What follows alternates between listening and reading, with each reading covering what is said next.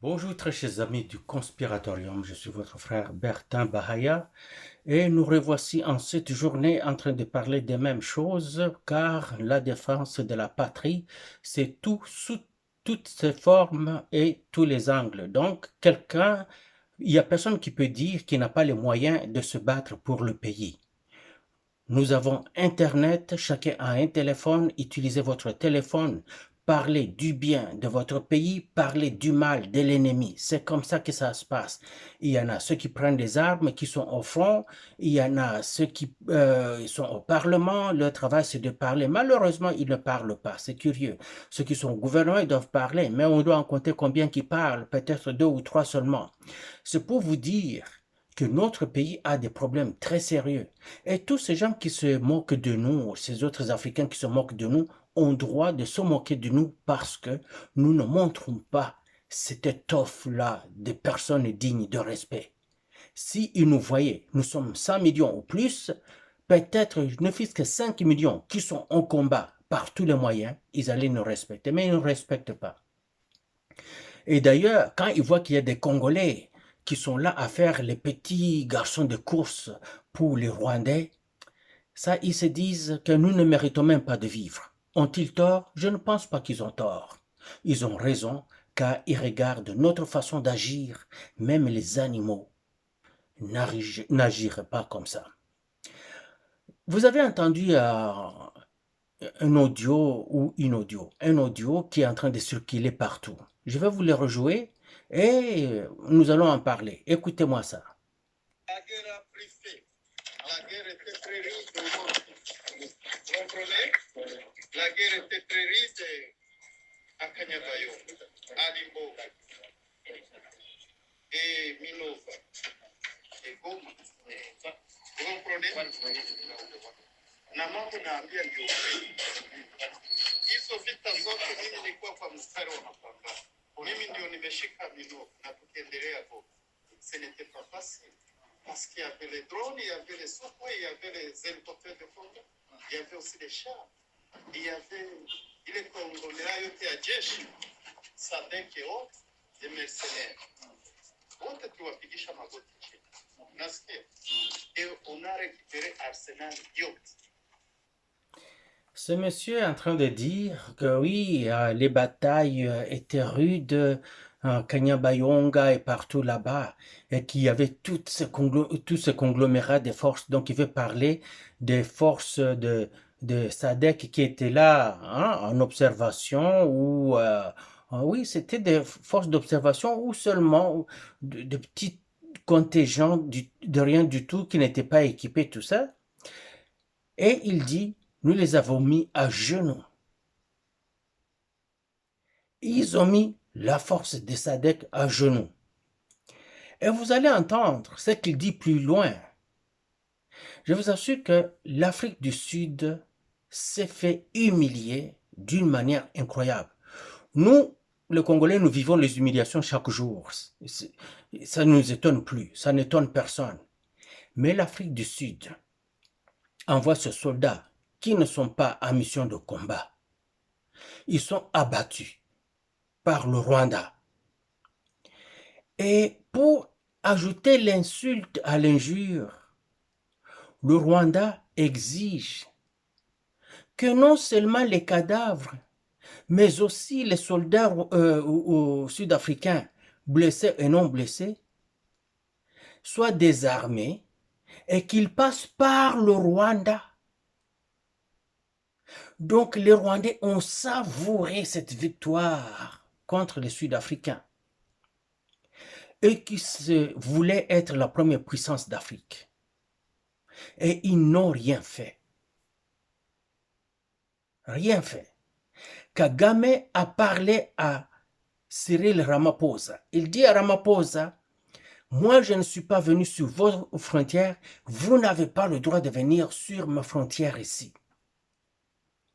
Donc Kagame considère même que le Congo, l'intérieur du Congo, c'est les frontières du Rwanda. Et que tout ça, c'est sous l'autorité de Kagame. C'est sa zone d'influence. la République sud-africaine a acquiescé, a accepté cette humiliation. Il ne s'est même pas battu. Et si les Congolais pensent qu'ils ont des amis, ils doivent comprendre qu'il n'y en a pas un seul. Le président Thabo Mbeki passe son temps avec ce slogan des affaires de Banyamulenge dans sa bouche. Parce que quand l'AFDL est venu pour attaquer le régime de Mobutu, l'AFDL était soutenu par l'Afrique du Sud, le Zimbabwe et les autres pays. Enfin, les puissances occidentales donnaient certains moyens financiers, mais le gros était donné par l'Afrique du Sud. Le président était Mandela et puis c'était Thabo Mbeki. Mais Thabo Mbeki était le vice-président de Mandela. Et Mandela n'a fait que 1 an, si je ne me trompe pas, 1 an comme président ou 2 ans maximum. Je ne me rappelle pas exactement, je pourrais me tromper, ne venez pas me rappeler que c'était 1 an que je ne connais pas l'affaire. Non, que ce soit 1 an, que ce soit 2 ans, mais il n'avait pas fini son mandat, il a passé la présidence à Thabo Mbeki. L'Afrique du Sud donnait les rations, les munitions, les armes, les uniformes. Le Zimbabwe a donné les uniformes et un peu d'argent, je pense que c'était ça. Je ne sais pas ce que l'Angola et la Namibie avaient donné. Je pense que les Angolais sont intervenus pour aider l'AFDL quand le colonel Tendayo de la DSP avait infligé une défaite cuisante aux armées de l'AFDL à Kenge. Le colonel Tendayo que je connais très bien. Bon, très bien. Je le connais parce qu'il était voisin à un officier supérieur de la DSP chez qui je vivais. Et lui, il était voisin. C'est que alors, quand il nous voit, ah, petit Boni, hein, bien, comme ça, on parle juste comme ça, pas plus. Là, quand je dis que je le connais très bien, c'est dans ce sens-là. Mais quand il est allé au front, commander les troupes à Kenge, et que ces troupes ont infligé des pertes extrêmement lourdes à l'AFDL, ils ont demandé à l'Angola d'intervenir. L'Angola est intervenu. Quand l'Angola est intervenu, Mobutu a demandé à Savimbi d'intervenir, mais Savimbi est venu en retard. L'Angola avait déjà pris l'avance et le dessus, et c'est ainsi que les troupes du colonel Tendayo vont être un peu repoussées. Ils ont été repoussés, je pense, de 3 kilomètres. Le renfort est venu du Kanchati, de la DSP. Le général Maele a demandé aux soldats de la DSP de lui laisser l'affaire entre ses mains, qu'il allait régler ça à l'amiable au lieu qu'il puisse mourir trop, qu'il va défaire l'ennemi par d'autres stratégies. Il dit, n'oubliez pas que c'est moi le serpent de rail, général Maele. Et tout soldat zaïrois respectait le général Maele parce qu'effectivement, il avait conduit une opération militaire dans la région du Shaba et que à cause de la réussite de sa stratégie, il s'était fait porter le nom du serpent de rail. Il a mis les chars d'assaut et les autres autoblindés sur les rails, sur le chemin de fer. Alors, les ennemis croyaient que c'était des trains qui passaient, et pendant que c'était vraiment les forces zaïroises qui se déplaçaient sur les rails. Et il les a surpris. Il les a détruits. Et depuis ce temps-là, on respectait Maele, on lui avait donné le nom de serpent de rail. Alors, il a dit au colonel Tendayo, ne t'en fais pas, je suis le serpent de rail, vous vous rappelez. Le colonel Tendayo a obéi aux ordres. Parce qu'il y a ce qu'on appelle dans l'armée, dans le terme de chez nous, au Congo, Mitindo Yasuka. Mitindo Yasuka, qu'est-ce que ça veut dire? Si je peux faire une traduction littérale, c'est les derniers ordres ou le dernier ordre. Si moi, par exemple, je suis en train d'exécuter l'ordre qui vient d'être donné par un capitaine et que il y a un major qui passe, qui est supérieur au capitaine, me donne un ordre qui est contraire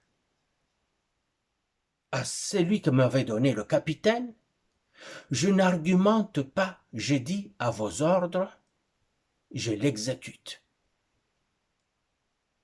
Pendant qu'ils sont en train d'exécuter l'ordre du major,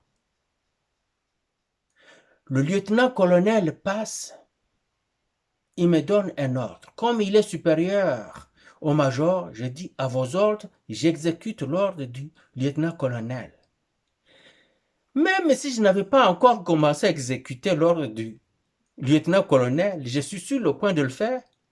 Le colonel passe, il me donne un ordre qui est contraire à celui-là. J'exécute l'ordre du colonel Mitindo Yasuka. Donc, le dernier ordre du supérieur. C'est ainsi que le colonel Tendayo a obéi au général Maele, qui était le chef d'état-major général. Et il a cédé.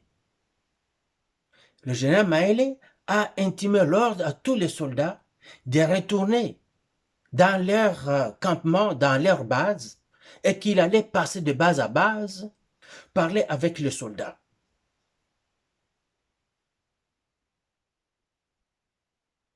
Pourquoi je dis toutes ces choses-là?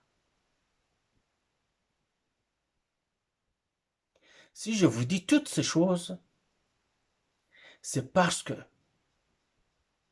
le soldat congolais, qui est aujourd'hui la risée de tous,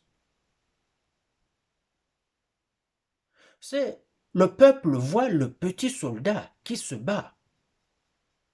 Il ne voit pas l'autorité suprême, l'autorité supérieure du soldat. Ceux-là qui ont demandé aux soldats de battre en retraite, ceux-là qui ont demandé aux soldats de déposer les armes et de laisser tout là-bas, chose qui, tu peux tout demander aux soldats, mais tu ne peux pas lui demander de laisser ses armes en arrière. Mais tu demandes aux soldats de laisser ses armes, ça sort, les soldats trouvent ça complètement anormal. Et ça m'a étonné que le soldat ait obéi ce genre d'ordre. Car un ordre qui est illégal, et celui-là était illégal, le soldat n'a pas l'obligation d'y répondre ou de l'exécuter. Mais ils l'ont fait. Pourquoi l'ont-ils fait? C'est à cause des gens qui les avaient déjà démoralisés et affaiblis. Vous vous rendez compte, ces soldats se sont battus longtemps. Ils ont perdu beaucoup de leurs. Beaucoup étaient blessés. Ils étaient malades. Ils étaient affamés. Ils continuaient à se battre. Pendant 3 mois, ils ont tenu les forces rwandaises en échec. Mais bon matin, comme ça, battu en retraite. Ils ont battu en retraite. Kanyabayonga est tombé. Et ainsi, dans cet audio, vous avez entendu ce militaire rwandais qui est en train de parler dans un briefing avec les soldats rwandais qui sont à Bukavu. Il leur dit que les batailles étaient rudes à Kanyabayonga. Il le reconnaît parce qu'ils ont perdu tellement du personnel militaire rwandais. C'est pour ça que quand ils sont entrés dans Goma et que nos jeunes militaires s'étaient rendus, ils les ont tués tous. On ne tue pas un soldat qui se rend. Quand un soldat se rend, on ne le tue pas. Quand il dépose ses armes, on ne le tue pas. Mais eux, ils ont tué les soldats non armés qui se rendent à eux. Ils les ont exterminés. On continue l'audio. So, kitu mtatusaidia hapa. Sisi adui hapo tatone adui. Hein? Nous savons il y a eu des bateaux qui ont amené 2500 hommes au ville. Wangali wadogo. Kwa nguvu zetu ni wadogo. Nataka waje wengi. Il dit, nous demandons votre aide parce que nous ne voyons pas l'ennemi. Là, il est en train de parler parce qu'ils ont fait venir des gens qui implantent comme chef de quartier, chef de rue, je ne sais pas quoi. Ils ont amené ce système-là de Nyumba Kumi qu'ils ont instauré au Rwanda. Le Nyumba Kumi, vous pouvez entendre Joël Kitenge, maître Joël Kitenge, qui expliquait ça il y a longtemps. Mais eux, ils ont ramené ça à Goma.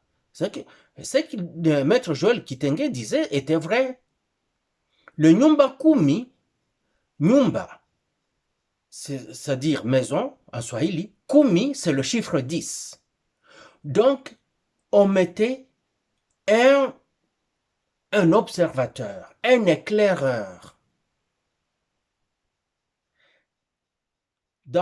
après chaque 10 maisons dans une rue. Donc, on compte 1, 2, 3, 4, 5, 6, 7, 8, 9, 10. On loge un éclaireur là-bas. On compte encore de 10 jusqu'à 20, on met un autre éclaireur là-bas. Ainsi de suite. Donc, pour que rien ne puisse leur échapper. Nos autorités savent ça. Si Maître Joël Kitenge le sait, donc la DEMIAP le sait. Si Maître Joël Kitenge le sait, c'est que la NER le sait. Et pourquoi nous, on ne pouvait pas s'inspirer des choses comme ça pour surveiller les ennemis? Ici, au conspiratorium, plusieurs fois, j'ai dit que Goma était déjà infiltré, qu'ils étaient partout dans Goma. Du fait qu'il y ait une forte, disons, une forte immigration rwandaise dans le Nord Kivu,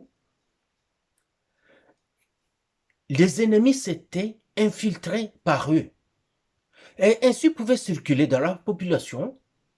On ne peut pas les harceler parce qu'on va se dire on risque de harceler un paisible citoyen rwandais qui vit ici. Alors on laissait tout le monde. Mais je disais, l'ennemi est parmi eux. Je disais que le jour qu'ils vont faire leur opération, ils vont juste sortir des maisons. Ils savent où sont les armes. Ils ne les portent pas sur eux. Ils ne les ont pas dans leur maison. Les armes sont cachées par-ci par-là. On disait toutes ces choses. Est-ce que les autorités ne le savaient pas? Les autorités militaires à la place. Avec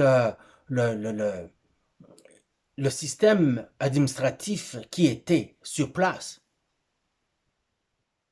qui est tombé par le fait que Goma est tombé entre les mains de l'ennemi. Ils savaient parce qu'ils avaient le moyen de contrôler le tout. Je ne les accuse pas d'être dans le coup ennemi, mais comment on peut penser le contraire à cela? C'est difficile de penser le contraire. Comment l'ennemi peut prendre une ville comme Goma sans se battre? Et que l'ennemi vienne trouver tout un arsenal à faire rougir le diable, un arsenal de guerre à faire rougir le diable. Nanga le dit. Il dit les armes qu'on a rencontrées ici, qu'on a saisies, que l'ennemi a laissées. Un arsenal impressionnant.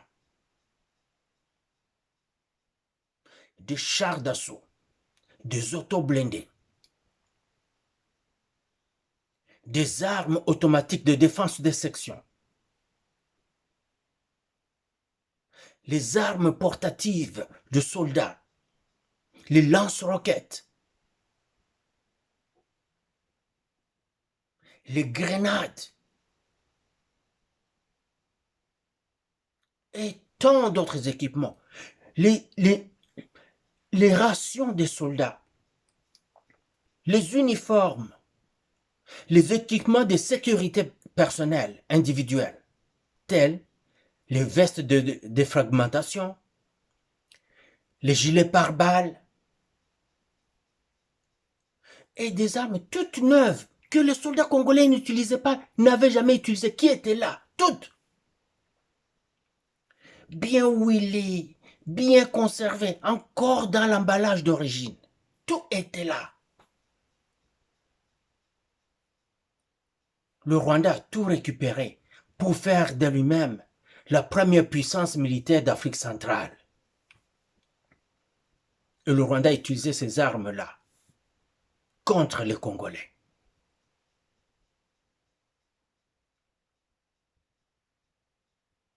Alors il dit, nous apprenons qu'ils sont venus en renfort à Uvira 2000 personnes. Mais 2000, c'est rien par rapport au nombre que nous sommes. Leur effectif est encore rien par rapport à notre effectif. Mais nous attendons qu'ils soient beaucoup plus nombreux. Pourquoi il dit? Parce que nous allons commettre beaucoup plus de tueries. Nous allons tuer beaucoup de soldats. Quand ils sont plus nombreux, nous en tuerons beaucoup. Comment il est sûr de ça? Parce que, est-ce qu'ils savent que la même affaire qui s'est passée à Goma et qui s'est répétée à Bukavu va se répéter à Uvira?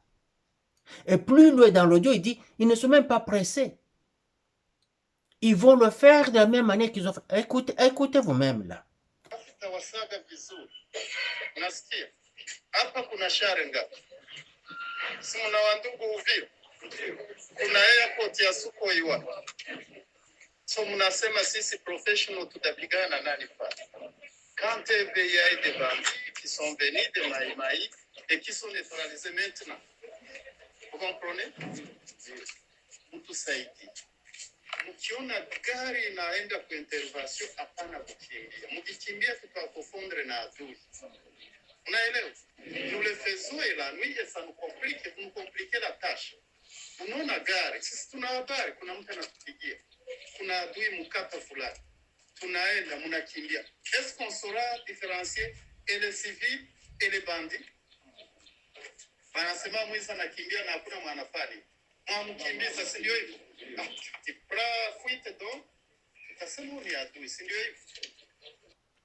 Il est en train de dire à la population que quand ils font leurs interventions, ils ne voudraient pas que les populations se déplacent. Restez où vous êtes, ça va nous permettre de ne tuer que les ennemis.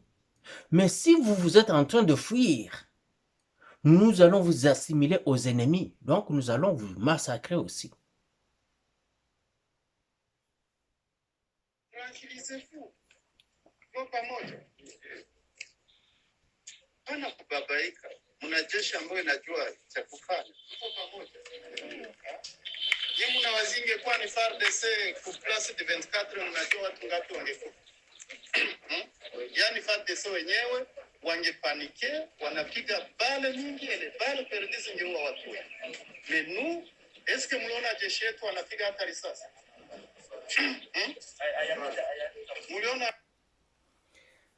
Vous voyez comment il joue avec la psychologie de la population.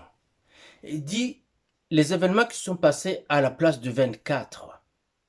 La place du 24, c'est la place publique là où il y a le rond-point à Bukavu. Je pense que ça a changé de nom, mais moi, dans mes souvenirs à moi, c'est la place du 24. Et lui aussi, il appelle ça la place du 24 novembre. Pourquoi il a parlé comme ça? Ça doit être quelqu'un qui ne vit pas à Bukavu, donc il n'y a pas longtemps qu'il vient d'arriver. C'est qu'il est rwandais. Moi, j'ai quitté Bukavu il y a longtemps, je suis resté avec ça dans ma tête, place du 24. Mais lui qui vient d'arriver, il parle de la place du 24 parce qu'il est étranger, lui. Ça a déjà changé de nom. Je ne sais pas si ça s'appelle place de l'indépendance ou quelque chose comme ça. Je ne suis pas sûr. Vous allez me donner la terminologie exacte. Mais il a appelé ça place du 24. Puis il dit, si c'était les phares d'essai, ils allaient tirer des rafales d'une manière indiscriminée et ils allaient faire tuer beaucoup de gens. Mais nous, vous allez voir, nous les professionnels, est-ce que nous on a tiré? La seule raison pour laquelle ils n'ont pas tiré, c'est parce qu'ils savaient que cela allait arriver. C'est les soldats rwandais qui ont lancé les grenades dans la population. Et eux, ils savaient que ça allait arriver. Ils étaient à l'écart et la population était là.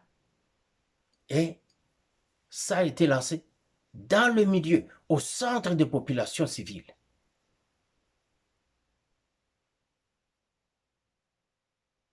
Sinon, eux aussi, ils allaient tirer parce qu'ils auraient eu peur pour leur vie. Mais ils n'avaient pas peur. Ils savaient ce qui se passait.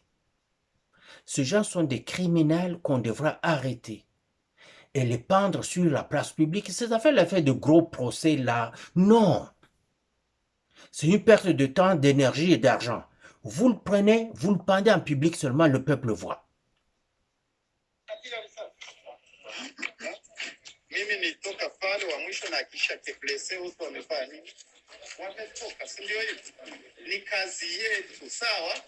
Askari mnaowaona tumewafundisha, piga risasi mwana kupiga risasi. Tuko pamoja. Hata adui akuwa hapa mwaima nyumba. Hakupige risasi kiolela pana. Unaelewana? Tutapana namba kwa radio maendeleo na nini, kama kuna shida unapigia hizo namba. Na wakati intervention inafanya haraka, hapana kukimbia kimbia. Kama unajua uko maimai, kimbia, watakusindikiza na risasi. Utaacha risasi. Kama unajua uko maimai, sijue kitu gani, kimbia, lakini hutaacha nini? Njoo konsinye mwami na wapatie. Tunaelewana? Hakiku na kimbia utapatikana. Tout pamoja. Ça, c'est sérieux ce que je vous dis. Vous voulez cacher vos frères, Wazalendo et autres. Soyez prêts aussi à assumer les conséquences de... Là, il passe en mode menace. Il dit, je suis sérieux maintenant. Vous cachez vos frères Wazalendo, soyez prêts à assumer les conséquences. Écoutez exactement comment il continue à parler. Écoutez. Vous me captez très bien. Vous les cachez, c'est bon. Soyez prêts aussi à assumer les conséquences désastreuses. Je pense que les dénoncer, c'est plus mieux. Soyez prêts à subir, à accepter les conséquences désastreuses. Donc, si vous avez un frère qui est résistant et que vous ne le dénonciez pas, ils vont venir non seulement pour lui, contre lui, mais contre toute la famille. Ils déciment toute la famille. Et pourquoi pas? Ils ne sont pas émotionnellement liés à cette population. Ils ne sont pas émotionnellement liés au peuple du Congo.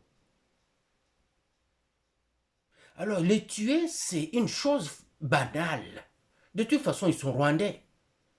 S'entretuer, c'est leur sport national. Que penser de tuer les étrangers? Des gens auxquels ils ne sont même pas émotionnellement, même pas de poussière d'émotion. Mais c'est pour les tuer et les exterminer. Écoutez ce qu'il dit le monsieur. Tuko pamoja. Lakini muwe pia na kuona muangalie.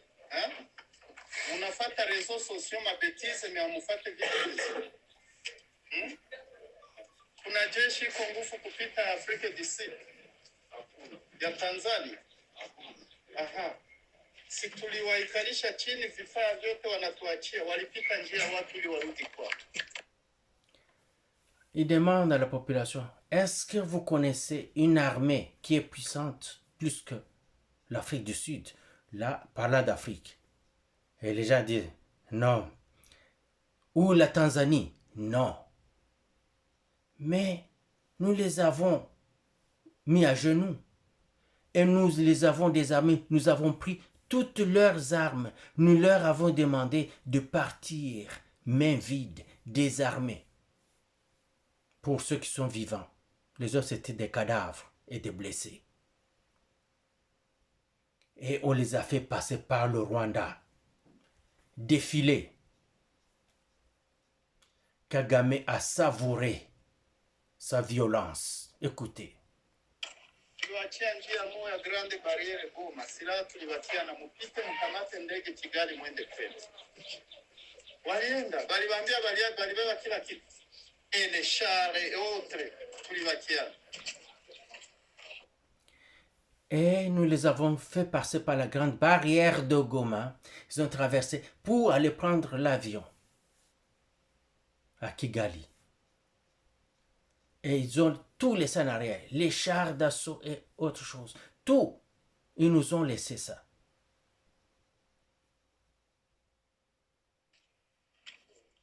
Voilà. Ingana, vous ne voulez pas nous croire. Regardez tout simplement les œuvres que nous faisons. N'est-ce pas? Les exploits que nous faisons. C'est juste un petit message que je profitais pour lancer. Soyez tranquilles, ne paniquez pas. Nous savons tous les jeux. L'ennemi a un jeu qui n'est pas honnête. Il se cache dans la population. Il croit. Les Rwandais sont chez nous, hein? Il est chez nous, lui, le Rwandais, et il est en train d'appeler les Congolais les ennemis. Et les populations sont là. Dio, Dio. Mais je pense qu'il ne parlait pas, il n'était pas au sein des Congolais à ce moment-là. Je pense qu'il était au sein de ces Rwandais-là qui se sont appelés Banyamulenge au Congo. Parce que le camp Sayo, qui est le camp militaire qui est dans Bukavu là-bas, était composé à 80% de ces Rwandais-là qu'on nous a mis dans l'armée congolaise. 80%. Les Congolais ont fui. Et quand ils ont vu les autres se rallier aux envahisseurs, et quand les Congolais ont fui, on laissait toutes les armes en arrière. Quel arsenal! Nisisikie hata mtu moya anapima kusema Tshisekedi ne arme pas les soldats. Si les soldats n'avaient pas ces armes sur eux, c'est à cause de leur commandant. Ce n'est pas Tshisekedi, c'est les commandants locaux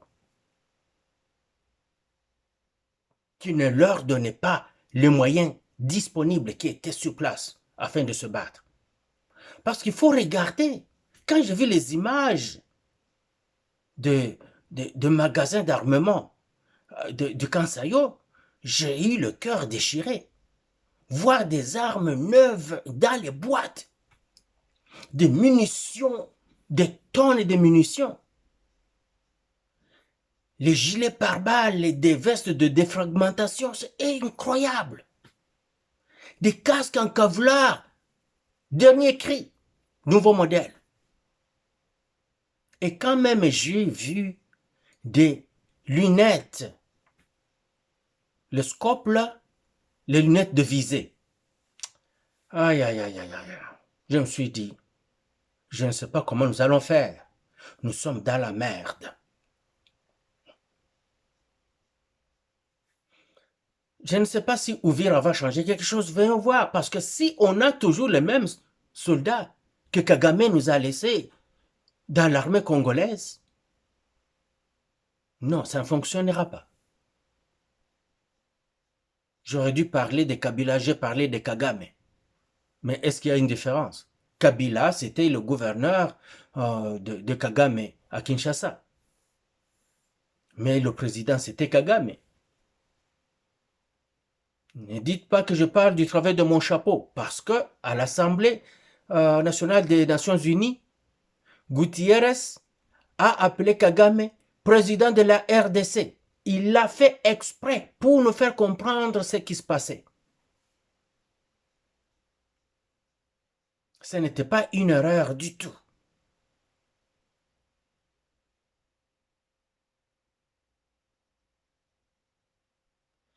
Le soldat congolais obéit aux ordres des autorités militaires. Les autorités militaires ont chacun sa part dans son gibecière déjà. Ils ne se contentent pas des milliers de dollars qu'ils reçoivent par mois comme salaire, comme solde militaire. Je ne sais pas si c'est vrai. La rumeur veut que le général congolais aujourd'hui reçoit 10 000, entre 7 000 et 10 000 dollars par mois comme solde. Tu peux maintenant venir ajouter les primes dessus. Le même général prend l'argent du soldat, le mange, les primes du soldat le mange, le solde, donc le salaire du soldat, mange tout. Et puis, il envoie le soldat à la mort. Il donne la position du soldat congolais à l'envahisseur pour que l'envahisseur le tue. Et si le soldat congolais résiste, il demande au soldat congolais de déposer les armes et battre en retraite. S'il est chanceux d'ailleurs. Sinon, il se fait abattre. Alors, que faire?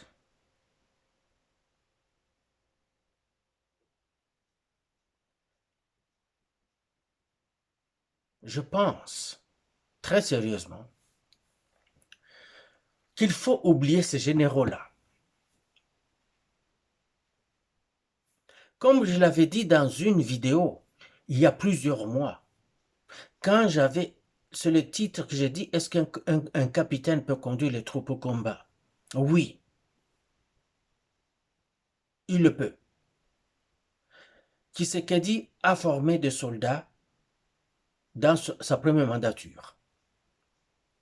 Parmi ces soldats, il y a des soldats de rang, il y a des officiers. Si ça prend 5 ans pour faire un capitaine, 5 ans pour faire un caporal, le capitaine est aux officiers, c'est que le caporal est dans les rangs. C'est l'épine dorsale. Le caporal, c'est l'épine dorsale de l'armée. Parce qu'au-dessus du caporal, le sergent, il devient administrateur.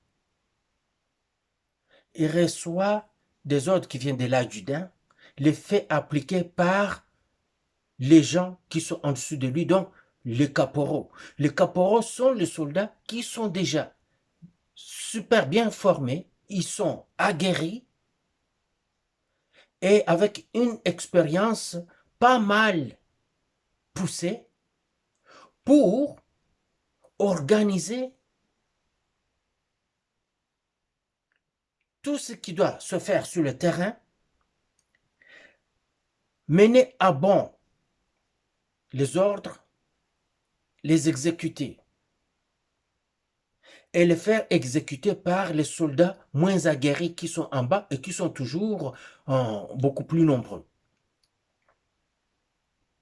Donc l'épine dorsale de l'armée, c'est le caporal. De la même manière que chez les officiers, c'est le capitaine. Parce que quand tu deviens major, toi aussi tu commences à aller du côté politique. Et je peux dire que le dernier soldat parmi les officiers, c'est le major. Après ça, lieutenant-colonel et colonel, c'est pareil. Ils sont déjà des gens qui appliquent les décisions politiques. Le général, lui, il est assis avec les politiciens quand ils sont en train de discuter. Donc, c'est le major qui est là, le dernier soldat. C'est lui qui peut être au front. Dans les rangs, c'est le caporal. C'est pour ça que dans une armée comme le Canada, vous allez rencontrer un caporal qui connaît des choses que les officiers ne peuvent même pas connaître, qui est capable de se comporter au combat mieux qu'un officier, qui est capable, un caporal de l'armée canadienne, est capable de faire un petit plan de combat. Ils apprennent cela. Tu arrives quelque part, tu observes le terrain. Tu regardes le point fort contre toi, pour toi, et le point faible contre toi, par le terrain seulement. Tu peux demander à un soldat, va sur cette colline-là, place un C6 là-bas. Un C6, c'est le genre KPM, PKM ou PKM. L'arme russe que vous utilisez, l'arme de défense de section. Il va dire à un autre soldat, toi tu vas aussi te placer avec un C6 là-bas. Toi, tu prendras ta C9. La C9 aussi c'est une arme automatique, mais moins puissante que la C6. Alors, toi tu vas prendre la C9. Tu vas te mettre dans ce coin-là, là où il y a une forme de, de, de courbure qui peut être considérée comme un killing zone. Donc, l'ennemi peut nous surprendre dans ce coin-là et nous massacrer. Alors, toi, tu vas te placer là-bas. Vous êtes 3, 4, allez-y. Celui de ces 6 va te mettre à 400 mètres plus loin. Parce que ton arme est d'une efficacité jusqu'à 600 mètres, quand même, c'est puissant. Tu vois des choses comme ça. Un caporal, il va prendre son petit carnet, il dessine le terrain. Il sait que, en lisant la map, il sait qu'à 100 mètres, il y a ceci, à 200 mètres, il y a un ruisseau. Tout est sur la map, il le voit, il calcule tout. Il sait si nous devons battre en retraite, nous allons prendre telle voie. Et chaque soldat sait cela. Notre point Pogo Point, Point of Gathering, le point de rencontre. Supposons que ça chie, parce que la guerre, c'est le chaos. Ne pense pas qu'on part de victoire en victoire tout le temps. Là. Au combat, là, vous gagnez du terrain, vous perdez du terrain, vous avez une petite victoire, le lendemain, vous le reprenez, vous le reprenez de l'ennemi, ainsi de suite.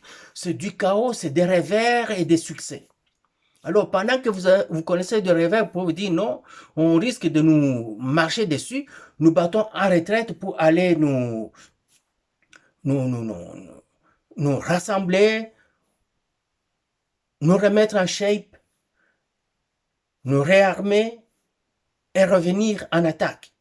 Alors, vous allez, chaque soldat sait que le point de rencontre, c'est à ce point sur la map. Alors, peu importe la direction qu'il va prendre quand ça chie, il se sauve.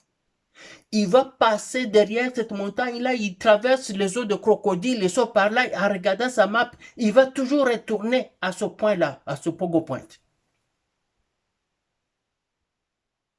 Il arrive là, vous rencontrez, vous faites le décompte, qui est là et qui n'y est pas.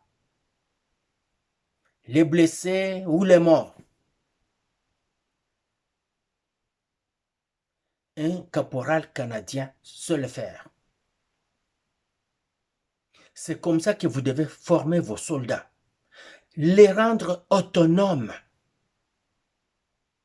Un soldat doit savoir lire la map et la maîtriser. Naviguer avec une boussole et la maîtriser. Vous ne pouvez pas amener un soldat au combat qui n'a pas ça. Regarde, quand on a tué le général Chirimwami, c'était la pagaille. Un général tué, la pagaille. Donc, les colonels qui étaient avec eux, avec lui, les majors qui... Pagaille, tout le monde. Sauf qui peut. Un général peut tomber. Dans l'armée canadienne, nous sommes en train de mener une opération. Le général tombe. Ça continue, hein.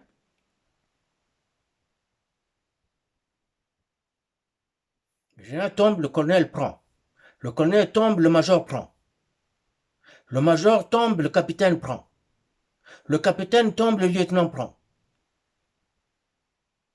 Quand le lieutenant tombe, c'est un sergent qui prend. Sergent tombe, le caporal prend. Le caporal tombe, le soldat prend. Et on continue, on ne lâche pas. Mais aussi un soldat qui est démotivé, mal payé, sous-payé, pas de prime. J'avais fait des vidéos pour vous exprimer, pour vous expliquer le système des primes des soldats. Un soldat au combat, à part son salaire qui doit être versé directement dans son compte, vous pouvez lui demander même avant le déplacement, avant le déploiement, comment il veut que ces primes, dans l'armée canadienne, nos primes n'étaient pas versées dans nos comptes, c'était gardé. Mais on pouvait aller demander que le prime nous soit versé et on va les verser. C'était des primes d'éloignement, les primes de risque, des champs, les primes des faux frais. Les faux frais, par exemple, on s'est dit, un soldat qui, dans la vie normale, un week-end, il irait prendre un petit jus, une petite bière avec des amis. Mais il ne peut pas le faire parce qu'il est au combat. Il irait au cinéma avec sa femme et ses enfants. Il ne peut pas le faire parce qu'il est au combat. Il prendrait une petite marche, sur la marche, il s'achèterait un jus ou il ferait n'importe quoi, petite dépense, il s'achèterait une chemise. Il ne peut pas le faire parce qu'il est au combat. On met tout ça dans ce qu'ils appellent les faux frais. Donc ce sont des frais fictifs mais qui sont probablement réels, dépendant du soldat, de chacun. Alors on met ça comme ça et tout le monde reçoit ça. C'est ainsi que vous pouvez voir même combiner ensemble les primes être supérieures au salaire. Mais un soldat qui n'a rien, même son salaire est subtilisé. Le salaire qu'on lui amène dans les champs, dans la brousse là-bas où il est en train de se battre contre l'ennemi, on lui apporte son salaire là-bas. Quelle est la logique derrière ça? Il est en train de courir derrière l'ennemi, sa liasse d'argent est déjà tombée. C'est son ami qui le ramasse, il met dans son sac. Lui aussi, 1 kilomètre plus tard et plus loin, il a déjà perdu le tout.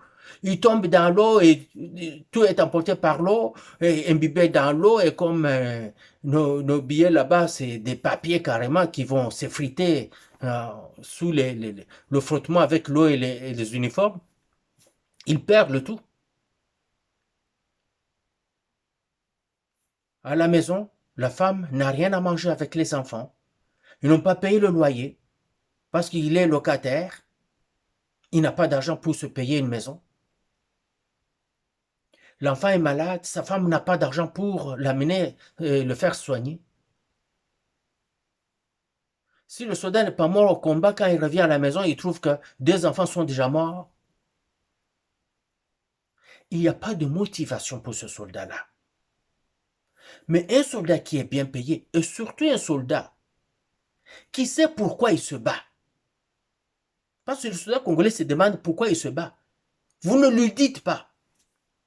Vous allez dire, mais qui soldat qui ne connaît pas qu'on est envahi par des étrangers? Ce n'est pas ça. Ce dont je parle, c'est ce que le soldat a dans le cœur. Quand il se dit, je donne le tout.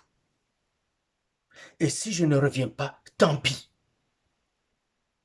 Mais j'aurais sauvé mon pays, j'aurais sauvé ma femme et mes enfants.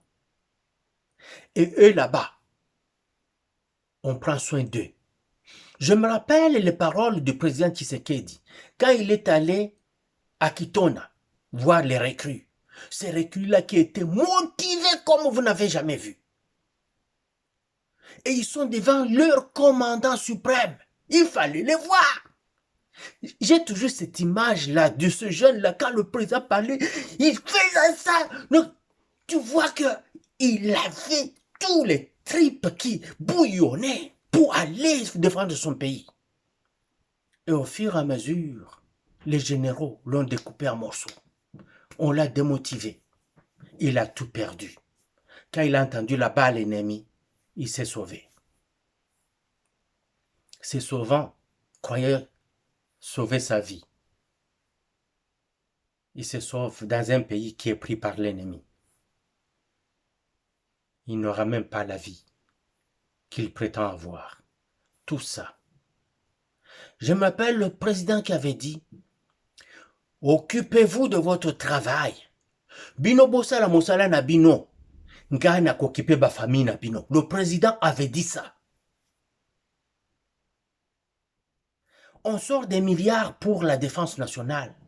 Dans ces milliards-là, il y a la part du soldat. Mais où est cette part du soldat? On a des généraux ventrus, jusque-là, le ventre là. Ils ne peuvent plus rien. Ils sont encore jeunes, hein? Dans leur début trentaine. Gros. La bédaine là.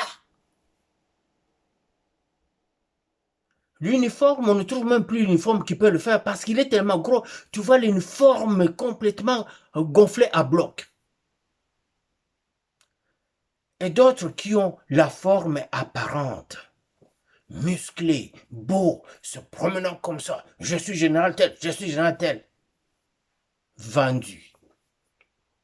Tu ne peux même pas rester au front. Te battre côte à côte avec tes soldats. Tu les abandonnes. Foutu de merde. Regardez, des petits gens comme ça qui se moquent de nous. Ils sont en train de dire, laissez-les venir. Vous voulez écouter la suite? Je ne pense pas que vous ayez la patience pour ça. Parce que vous avez entendu... Si dans les commentaires, vous me dites que vous n'avez pas encore écouté cet audio-là, je reviendrai pour le jouer. Pour vous. Il est long quand même. Et c'est révoltant.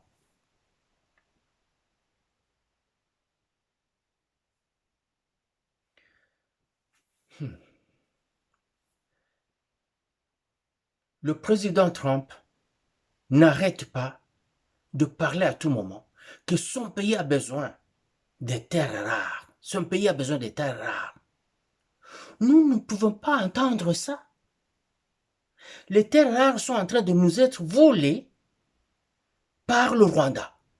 Le Rwanda nous les pille et les amène ailleurs. Nous n'avons aucun sou, aucun rond de ça. Pourquoi on ne peut pas, bon Dieu, pourquoi on ne peut pas aller voir Trump et dire, regarde, eh bwana Trump, sike imambo, tala, biso toza na ba plan wana, toza mabele yango. Yozo lukango, ozo lukaba, Ukrainien, bazo lingate, tout ça, biso toza nango tolingi, boya, yangoyo.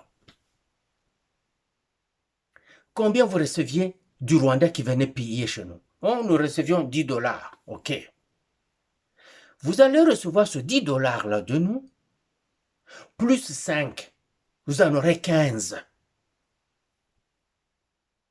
Et quand vous aurez exploité, parce que vous apportez vos machineries et vos capitaux d'investissement, on va se partager 50-50, donc moitié-moitié, le butin, mais vous aurez encore un surplus. Donc au lieu que ce soit 50-50, nous vous donnerons 10 de plus, vous aurez 60, nous on aura 40.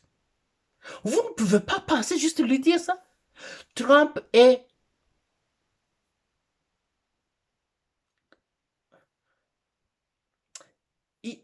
Il est transactionnel. Comment je ne peux pas vous dire ça? Il est transactionnel. Dans sa tête, il ne voit pas la politique. Non. transaction. Regarde, le président ukrainien est venu frapper sa poitrine à la Maison Blanche. Vous savez où est-ce qu'il en est aujourd'hui? Les Européens se sont pavanés avec lui. Nous allons rester avec lui, nous allons rester avec le continent. Come on, vous n'avez pas d'armée. L'OTAN, c'est les États-Unis. Quand les États-Unis ne sont pas là, il n'y a pas d'OTAN. Si les États-Unis ne vous supportent pas, il n'y a pas un petit pays européen qui peut, même les deux, les tout ensemble là. Trump a fait une blague au Premier ministre anglais, il a à Maison Blanche, ils sont en train de parler, parce que le Premier ministre anglais est en train de parler de justice. Trump lui a demandé, est-ce que vous pouvez vous mesurer à la Russie vous-même? Vous avez vu comment dans ses lunettes, ses yeux sont devenus grands et ronds comme ça? Ses yeux sont sortis des orbites.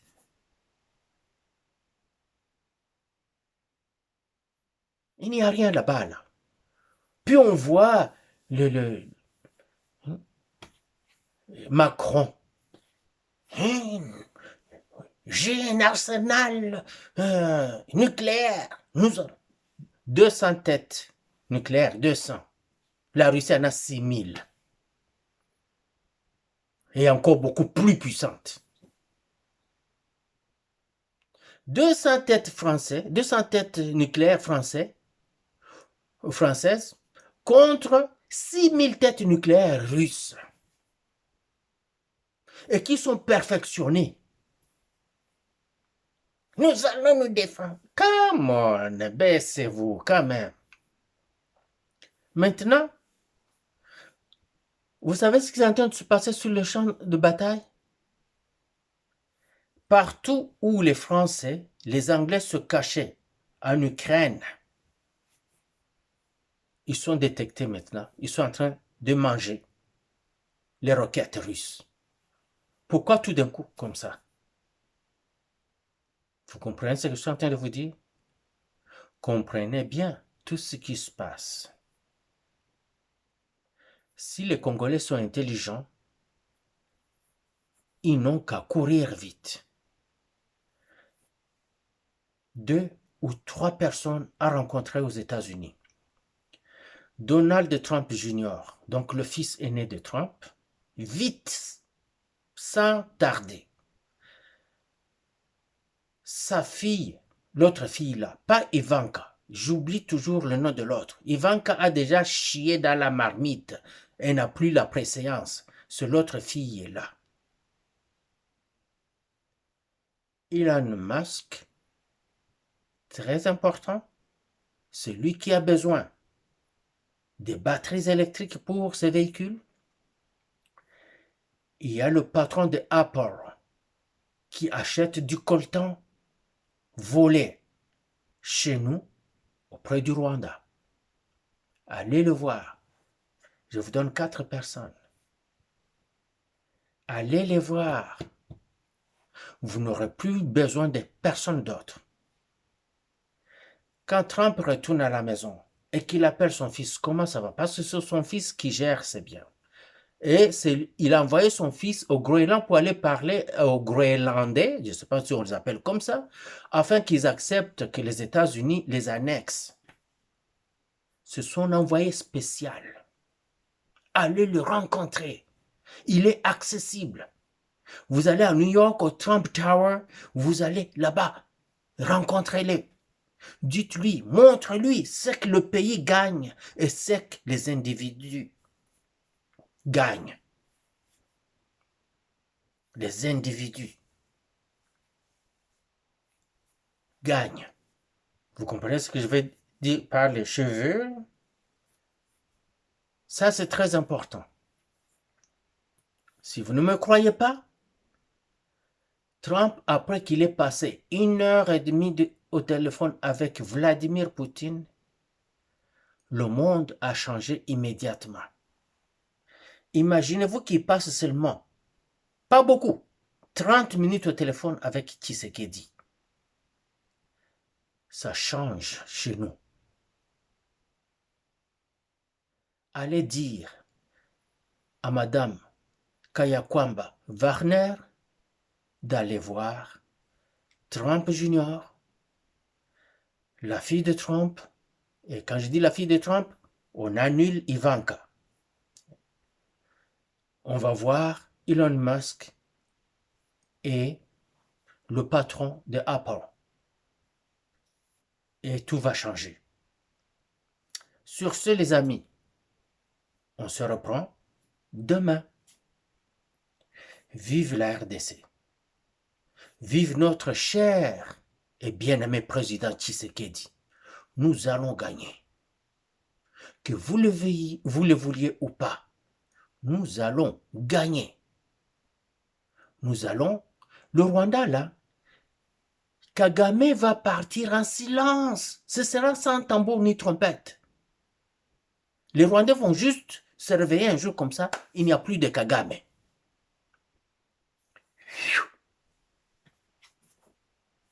Hurrah!